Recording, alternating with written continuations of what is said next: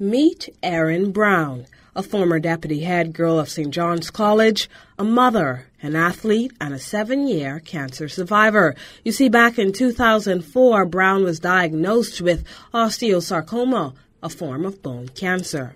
I was home on break from college, and I was just doing some housework, and I sat down to take a rest. And when I got up, I just hit the floor.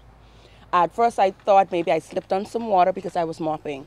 But 2 weeks later, I still was unable to put weight on my leg. I wasn't able to walk. I still was sitting down in the bed. So I went to the doctor, and immediately after getting an x-ray done, I was put on a flight. I was told to go to Florida and let them check it out. Brown, a single mother of a 7-year-old son, says when she was sent to Florida, she still didn't think it was anything as serious as cancer, at least not until she heard this. Erin, you have a malignant tumor. Okay, now I know I'm kind of smart, but I didn't know what malignant was. Right. So I said, okay, so what does that mean?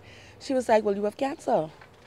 So I was like, okay, so what are we going to do about it? For some reason, I was never in panic mode because I don't even know why. I just didn't panic. I was like, okay, so let's get to it. Brown traveled back to Florida and did all the necessary chemotherapy. She said at the time the stage 4 cancer had eaten away at her left femur to the point where the bone was fingernail thin. So she opted for amputation. Everyone thought I was crazy because they was like, what? You want us to take your leg? And I said, yes. To be honest, I had never really been sick before.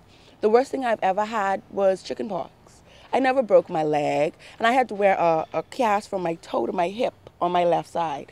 And I thought that was the worst, having to drag along something that I have no use of. So I said, yes, give me the amputation.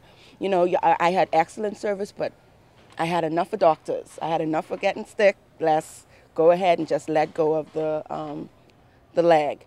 Last year, she was afforded a sea leg, giving her mobility, enabling her to cease the use of crutches and a wheelchair. Brown became part of an amputee relay team that participated in Sunshine Insurance's recent Marathon Bahamas, becoming the first Bahamian female amputee to participate in the event. Question is, how and why does she remain so optimistic? I refuse to be defeated in my mind because I realize your mind is where it starts. I realize that if you say to yourself, it's not worth it, then it really isn't worth it. But if you sit there and you stick that out and you say what you have to say to get through that day, because it's one day by one day by one day. And I realized at the end of the day, we could make ourselves miserable. We could be our worst enemy. Choose not to be that. For JCN News, I'm Sasha Lightboard.